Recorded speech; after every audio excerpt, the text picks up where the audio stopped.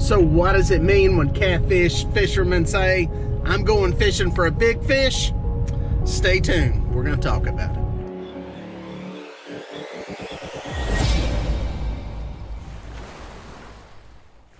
Alright guys, rolling down the road here in winter. It's December, it's cold, it's chilly, and it's an afternoon. I've only got about 3 hours of daylight left, so I'm not going to get to fish a long time today.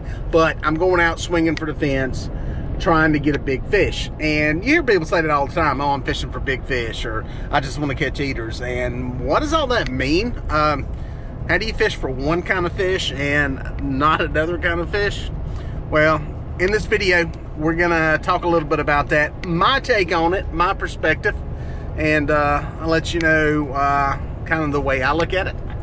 Maybe you can apply that the way you fish. So for now, I got to get down there and get the boat in the water.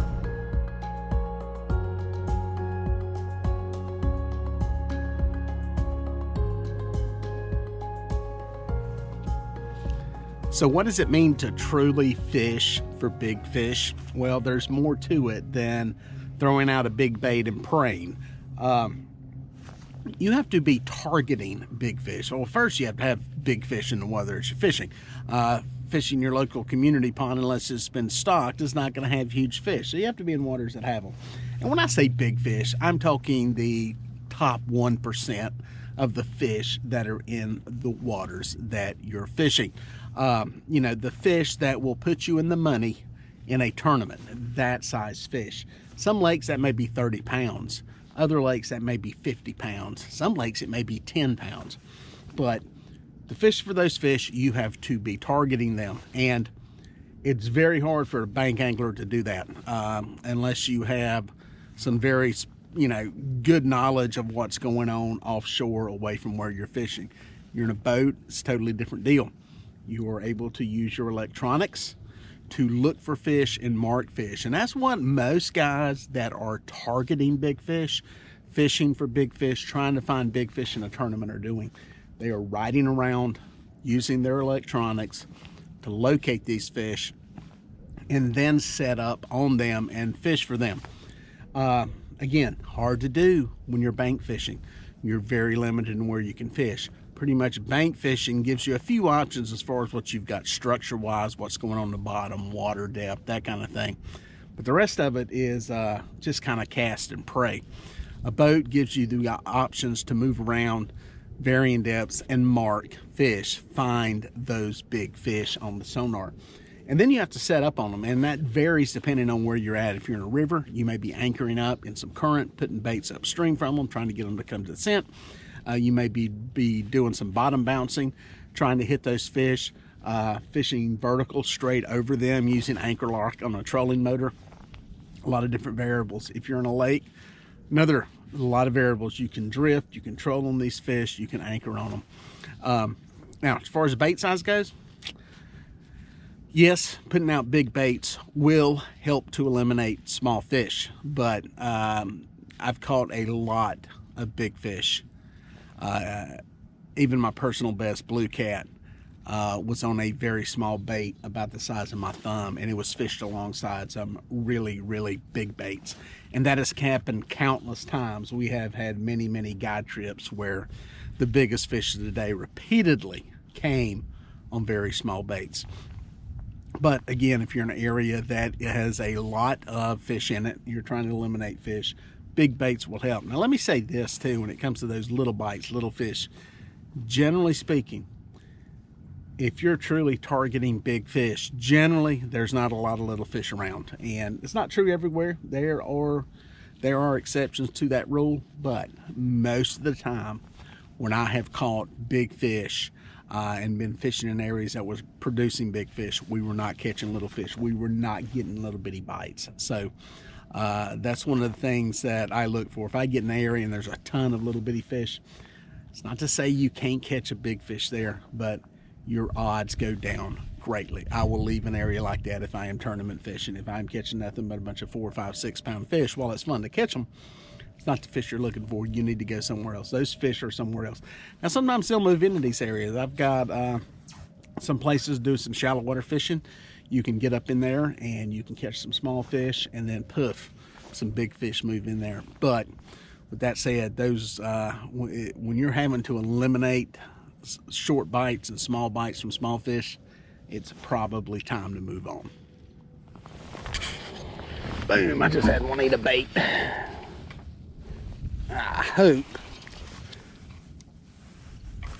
he is not into a tree too far. He is into a tree. I threw this one right up into some stuff. Give him some line, see if he comes out of it. Threw this one into some brush. I had a feeling.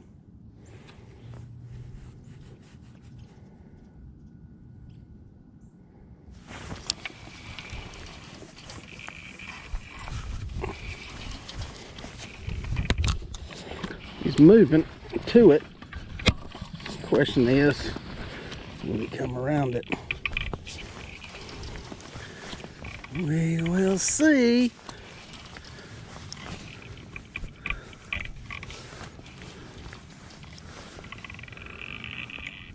Boom. I think he's out of it. Yep. He's out of it. He's bringing it with him one.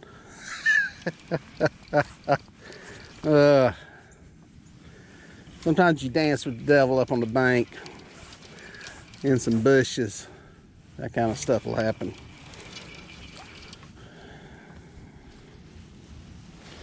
Not sure what we got here. Get my net loose. There we go.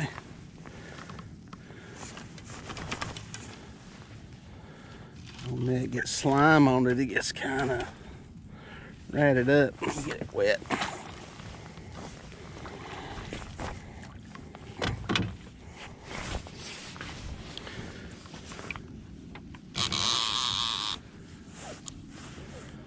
Where's he at? Where's he at? Where's he at? Good blue. Good blue. Good blue. There he is. Boom. Got him.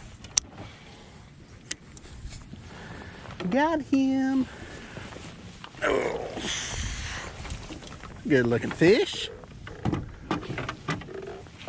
We will take that all day long, Jack.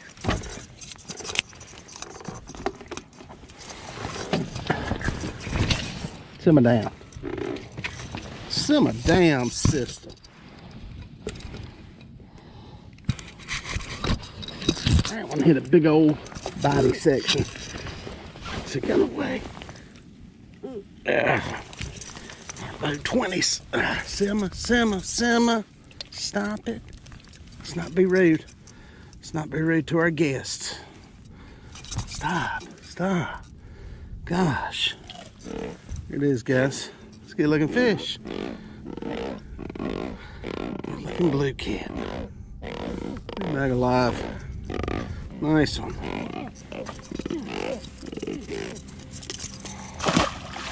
All right, guys, there you go. Nice fish in the boat. That one is in the low 20s. Is it a big fish by tournament standards on this lake? No, not a big fish. It's not going to win big fish. You'd need something ideally a little bit bigger than that. But that one paired with something that would be more into the trophy category, around 30 pounds, would probably be in the money in a tournament here with two fish. So be a kind of close on and under. That one I didn't measure it, but it's gonna be kind of close to being under 32. But my point being, it's a good fish. It's the only bite we've had. There's not a lot of other stuff around here feeding. So does this mean we're in a good place to catch big fish? Possibly. Did mark some fish here. It's the whole reason I set up where I was at. Marked some fish coming in here. There wasn't a ton of fish, so there was some bait, a little bit scattered. Looked like some schools of perch and maybe some shad, but not a ton of stuff. But I did mark some lone fish, and that's why I set up here. Again, this is kind of gamble fishing. It's kind of hero or zero, and it's kind of what we're doing. And we got one. You know, most of the time, especially this time of the year in the wintertime, when I have caught big fish. And what I'm really trying to hit is a 40, 50, 60 pound fish. That's really what I'm out here after. Most of those trips, when that has happened, it's been a few fish, 3, 4 fish total. And it's usually been nothing under 12 or 14 pounds. So that just kind of tells me and gives me the confidence that probably what I'm doing is probably the right thing. If I was catching a bunch of little fish, that would be telling me probably in the wrong place. Little fish had moved in here. The fact that I marked some bigger fish, that's kind of why I am set up where I'm at. And I've got bigger baits out. Not so much to eliminate smaller fish, but really just to put out more scent in the water. We don't have any water movement this afternoon. I'm sitting here looking in the river, and there's no water moving. Obviously, this is a reservoir. There's dams on both ends of it, so we're at the mercy of whether it's a water release. Typically, we don't get water releases in the afternoon when it's not really cold, and it's not really cold today. Chilly, but not bad. So no water moving, so we're just kind of banking on some fish starting to feed, starting to move around. So we'll see what happens. Got one good one anyway, so gonna keep sitting until dark and see if anything else shows up. Got me one wanting to eat. I think he's swimming off with it. No, dropped it. Thought he was going with it. It's eating on the fillet. Dang, that one hurt. Been about half hour since that last fish. The only fish so far. The only bite, except for this one. Something was moving off. I thought it had a hold of it. A little eager on the draw there. Probably got about an hour until dark. It's clouded up. It's really beautiful. Nobody's out here on the water. It's one of the cool things about this is having a limited amount of time makes me kind of lazy. And that I want to move. There's another spot I want to go to, but there's also part of me says, it's going to be getting dark here shortly, and I'm going to get off the lake before then. So give it a few more minutes here. It is only about 30 minutes until sunset. So we'll see if we can find one more. Now, what else can be a part of your plan when you're targeting these big fish? Well, one thing's patience. You got to remember, guys, like I said earlier, those big fish are the top 1% of the fish out there, probably less than that. And there's not a pile of them. They're not everywhere. The lake is not loaded with them. You don't hear that often of people going fishing and just catching piles and piles and piles of huge fish. There are exceptions. The James River on certain times can produce numerous good fish, but most of the time, most reservoirs, you're not going to catch a pile of them. So patience will help. There's a limit to that.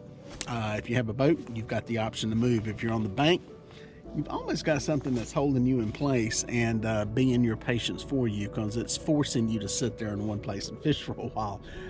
It can actually be a benefit, and it's why you hear a lot of times these fish get caught off the bank by fishermen because they're camping set up. They don't have anywhere else to go.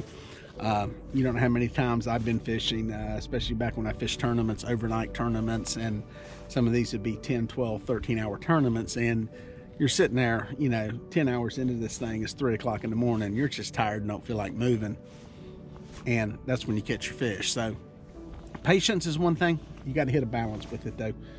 Some people, I've seen them park and pray, and in tournaments in a boat, they will park, anchor up, and sit there, hero or zero, all night, waiting on the 1 or 2 big fish that they need. So patience definitely will help, but you also have to have enough knowledge about where you're fishing to know that there's some big fish there worth waiting for. Boom! Got one that just went over, and he's wrapped around something. I got the best luck with wrapping stuff around trees today. He's off of it. Come off of there, sucker. Oh, he's into something good.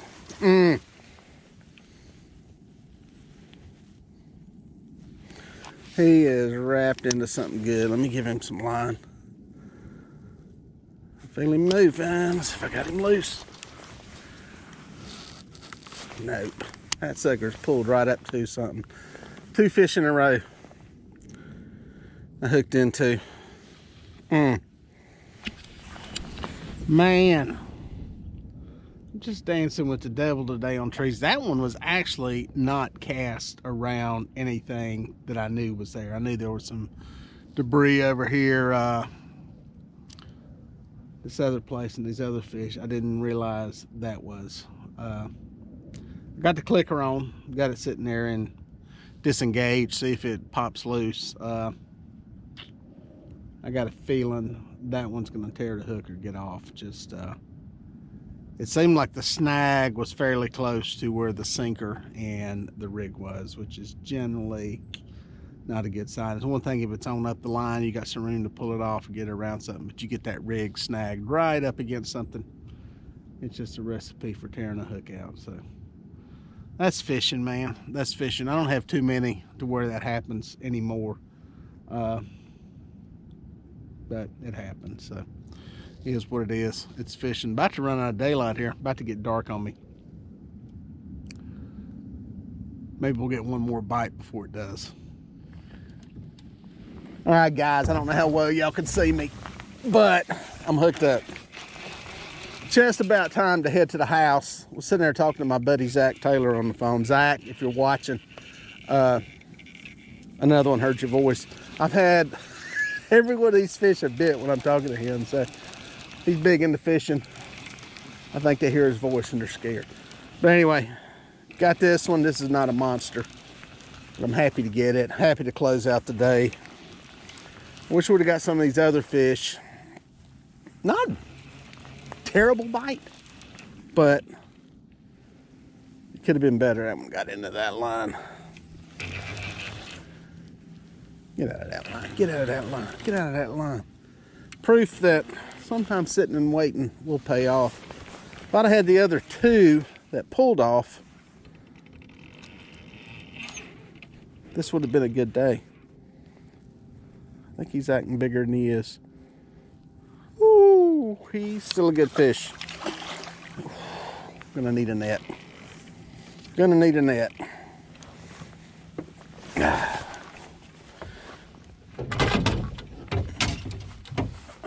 All right. See if we can get this one in the net before it gets too dark.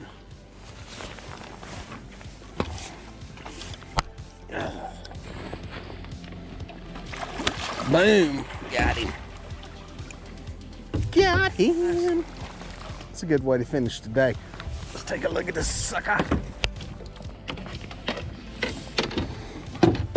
Oh.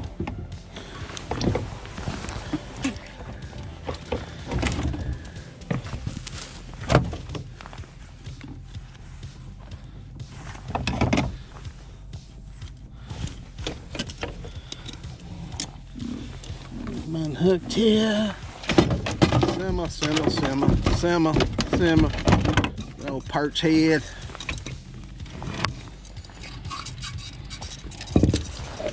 There we go. Get off of there. Oh, there we go. Nice fish, guys. Nice fish. Not the super giant we're looking for, but we'll take it. Well into the 20s.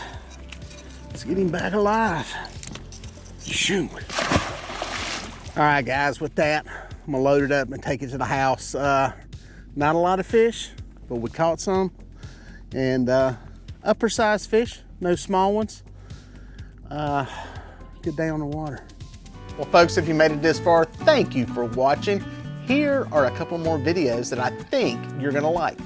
I'd watch that one and then that one. No, do that one first and then that one. I don't know, just watch them both. They're both good.